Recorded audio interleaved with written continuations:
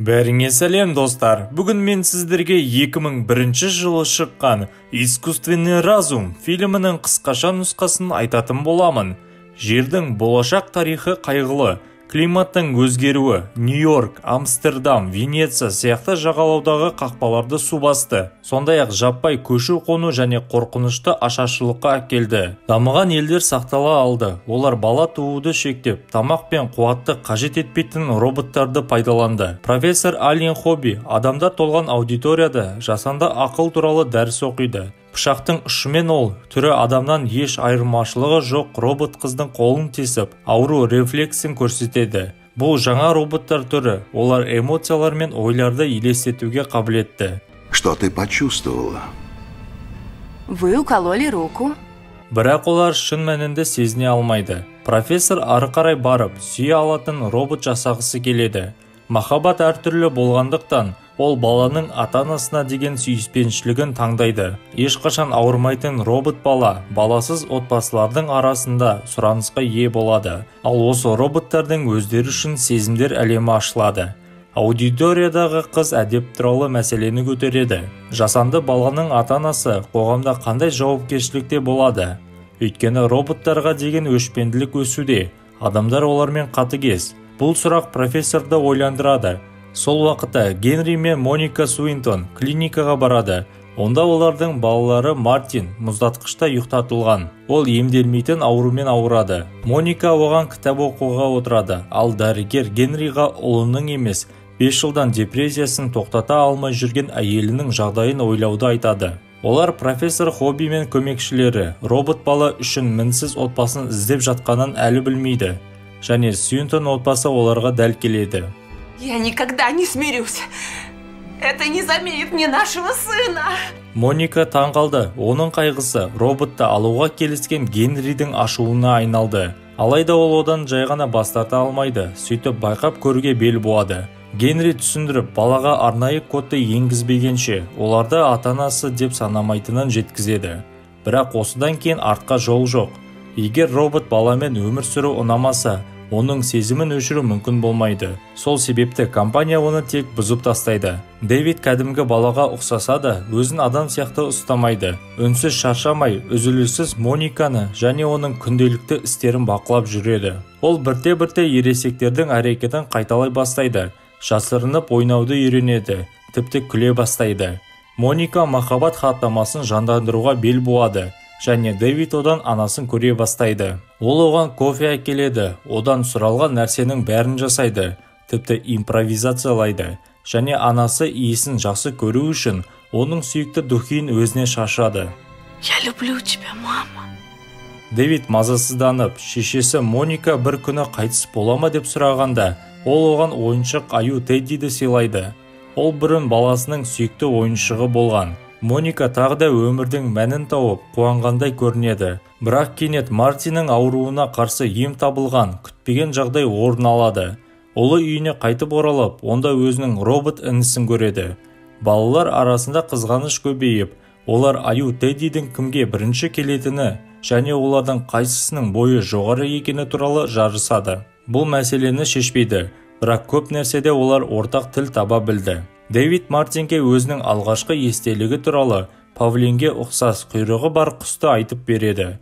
Ал Мартин анасының оларға түнде қарай Пиноккио туралы ертегі оқып беруін сұрайды. Бұл оқиға Дэвидке ұнағаны анық. Шын мәнінде робот бала ертегіде айтылған көгілдір пері Пиноккионың арманын орындап, ағаш адамды нағыз тірі адамға айналдырғаны туралы кітаптағы эпизодына таңғалды. Бірақ бір күні ағайындылар кім көбірек тамақ жейді деп жарысады. Дэвид, хватит! Ештеңе жұтуға болмайтын робот ота үстелінде жатады. Моника ол үшін өз ұлындай алаңдайды. Оның нағыз баласы мұны қызғанышпен қарап тұрады. Мартин Дэвидке анасының оны көбірек жақсы көретіндей етіп әрекет жасауға уәде береді. Бірақ робот алдын ала бірдеңе істеуі керек. Атап айтқанда, Мониканың шашының бір бөлігін ол ұйықтап жатқанда кесіп тастауы керек. Әрине, әке-шешесі ең қолайсыз сәтте оянды. Ал Моника көзінен айырылып қала жаздайды. Генри Дэвидті қиратып жіберуге аз қалды. Ал кейін сүйе білетін адамның жек көре ала білетінін де айтады. Тіпті қазір ол махаббатты жеңіп алуға тырысса да. Мартиннің туған күнінде оның қонақтары роботты тексеріп, қорғаныш рефлексін қосады. Дэвид абыржып ағасының артына тығылып, онымен бірге артқа қарай жүреді. Дэвид Мартинді түбіне тартады, бірақ оны ересектер құтқарады. Робот бассейннің ішінде қалды, ал Мартин аман қала алды. Бұл баласы қайтадан өлімнен бір қадам алыс қалған, бірақ қазір роботтың кесірінен әкесі үшін соңғы тамшы болды. Бірақ Моника өзін Дэвидті қоқысқа жіберуге мәжбүрлей алмайды, және оны орманда өзін жалғыз қалдыруды туралы қарапайым шешімге келеді. Көз жасымен Моника оған шындықты айтып, ақша беріп, адамдарға жақындамауды айтты. Прости за этот жестокий мир. Ал келесі сахнада бізге басқа әдемі келген еркекті көрсетеді. Бұл Жиголо Джо есімді робот. Ол әйелдерге ләззат беру үшін жасалған болатын. Кезекті қызбен өз тапсырмасын орындап, ол келесі тапсырысқа бара жатады. Бірақ клиент өлі болып шығады. Оның қызғаншақ күйеуі қылмыс орнын тастап кетіп, роботты ыңғайсыз жағдайға қалдырады. Джо қашып кетіп үлгереді де, денесіндегі бақылау механизмдерін алып тастайды. Дэвид пен Тедди сол кезде қараңғы орманда аралап жүреді. Бала анасының үйіне қайту үмітін жоғалтпайды. Олар өз роботтарын қоқыс үйіндісіне тастайтын жүк көлігіне тап болады. Ол жерге бөлшектерді ауыстыруды қажет ететін роботтар бірден жүгіреді. Джо да осында жүреді. Ол көп ұзамай ай түріндегі үлкен дирижабельден шашылып кетеді. Оны роботтарды іздеп, ұстап жүрген адамдар басқарады. Олар жер бетіндегі темір аяққа қарсы ұрандарын айтып келеді. Жерде роботтарды мотоциклдердегі ұстаушылар қарсы алады. Олар адамдардың командасы бойынша Джо мен Дэвидті және басқаларды да ұстап алды. Тедди қақпанан тыс болып, достары айырылысып кетеді. Дэвид жылап қайғырады. Тедди дирижабельдің соңынан жүреді. Адамдар оларды ет жәрмеңкесіне алып келеді. Онда концерт пен сыра, металл сынықтарына роботтарды қайта өңдеу бойынша қойылым өткізіледі. Тұтқындарды жанып жатқан сақиналар арқылы өткізіп, қышқылмен құяды және екіге бөледі. Дэвидтің басқалардан айырмашылығы соншалық, оны бір қыз бала және жәрмеңкенің қалған қызметкерлері де байқайды. Олар оны басқа мақсаттары үшін алып қалуды ойлайды, бірақ басты жетекшісі Дэвид пен Джоны аренаның ортасына шығарып, роботтарды шығарған компания адамдардың сезімінде ойнайтынын айтады. Не сжигайте меня! Я не Пиноккио! Бірақ Дэвидтің ауырсынуы мен қорқынышын көргенде, жұрт оған реніш білдіре бастап, бүлік шығарып және баланы босатуды талап етеді. Олар аренаны заттармен лақтырып, ішіне кіріп кетеді. Болған жанжалдың арқасында Джо мен Дэвид және Тедди қашып кете алды. Біз профессор Хоббидің үстелін көріп отырмыз. Онда Дэвид екеуінің фотосуреттері бар. Көмекшілері оған Дэвидті жақын жерден тапқандарын жеткізеді. Бұл оны қуантты. Дэвид өзіне адам болуға көмектесетін көгілдір періні іздеп жүргенін айтты. Джо Дэвидті өзімен бірге Қызыл қалаға шақырады. Оның үстіне сол қалада доктор Ноу тұрады. Ол Джо айтқандай бәрін біледі дейді. Ол Дэвидке өмірін сақтап қалғаны үшін қарызын өтегісі келеді. Олар таксиге отырып үлкен қалаға келді. Джо мен Дэвид Лас-Вегастың арасынан өтіп, доктор Ноудың қолына түседі. Сұрақтар қою тегін емес, сондықтан Дэвид роботқа бар нәрсесін береді. Олар 7 сұрақ қояды, және доктор оларға мәтін сияқты жұмбақ береді. Онда көгілдір періні қайдан іздеу керектігі айтылады. Жұпқа әлемнің шетіне Манхэттенға барулары керек. Джо, бұл адамдардың қақпаны болуы мүмкін деп күдіктенеді. Адамдар роботтарды жек көреді, бірақ уақыт өте олар өледі, ал роботтар өмір сүреді. Джо балаға онымен бірге қалуды ұсынады, бірақ Дэвид адамдардан ешқандай жаулықты көрмейді. Ол сүйіспеншілікке толы. Она любит то, что ты делаешь ей. Как мои клиентки любят то, что я им делаю.